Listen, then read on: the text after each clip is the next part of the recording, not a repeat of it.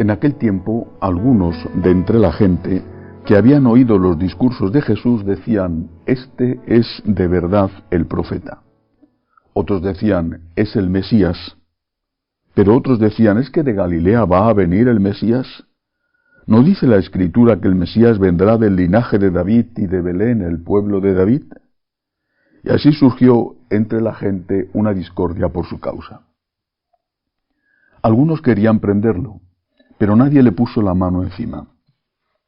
Los guardias del templo acudieron a los sumos sacerdotes y fariseos, y estos les dijeron: «¿Por qué no lo habéis traído?». Los guardias respondieron: «Jamás ha hablado nadie como este hombre». Los fariseos les replicaron: «¿También vosotros os habéis dejado embaucar? ¿Hay algún jefe o fariseo que haya creído en él? Esa gente que no entiende de la ley son unos malditos». Nicodemo, el que había ido en otro tiempo a visitarlo y que era fariseo, les dijo: «¿Acaso nuestra ley permite juzgar a nadie sin escucharlo?». Ellos le replicaron: «¿También tú eres Galileo? Estudia y verás que de Galilea no salen profetas». Y se volvieron cada uno a su casa. Palabra del Señor. Gloria a ti, Señor Jesús. De este relato de San Juan estamos cada vez más cerca del momento definitivo, cuando nuestro Señor, marchándose de Jerusalén, vuelve a entrar Domingo de Ramos, prendimiento, muerte, resurrección. De este relato quiero quedarme solo con una frase. Cuando los sacerdotes preguntan a los guardias del templo por qué no han apresado a Jesús, era una oportunidad extraordinaria para ellos, estaba en su terreno. «¿Por qué no lo habéis traído?», les dicen. Y ellos contestan: «Jamás ha hablado nadie como este hombre». ¿Qué tenía Jesús?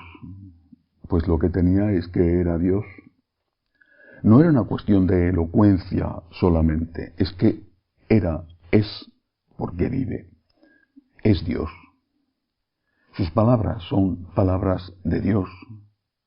Sus palabras son palabras de vida.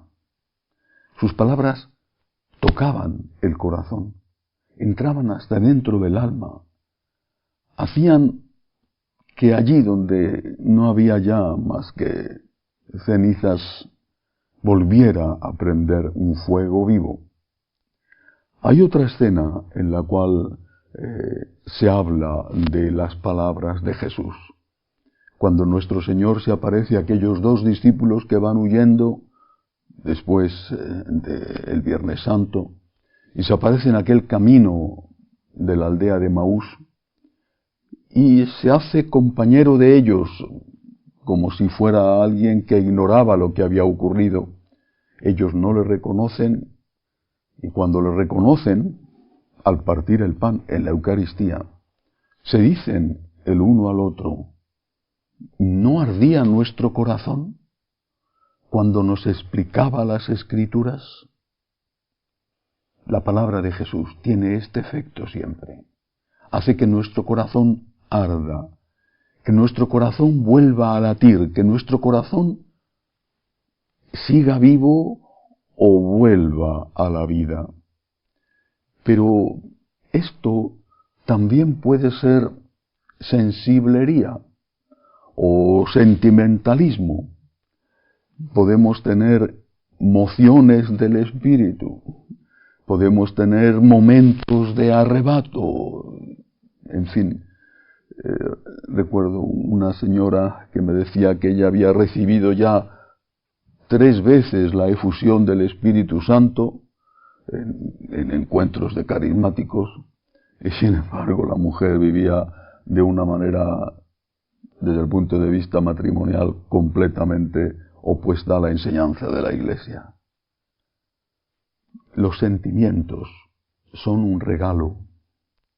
Esos toques en nuestro corazón que nos da Dios son un dulce que el Señor nos regala porque nos ama. Pero eso tiene que traducirse en un cambio de vida, en un cambio de comportamiento.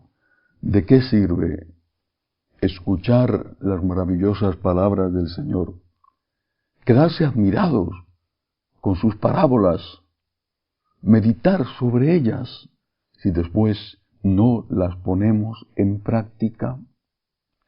En nuestras escuelas de agradecimiento, que son, gracias a Dios, ya muchísimas, más de 60 países, en nuestras escuelas de agradecimiento hay una metodología muy precisa, propuesta sacada de la palabra de Dios, del Evangelio del domingo, y luego revisión de vida.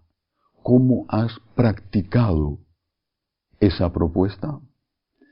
Y el principal obstáculo con que se encuentran muchos al llegar a estas escuelas de agradecimiento y que hace que algunos las abandonen, es que son muy buenos para teorizar.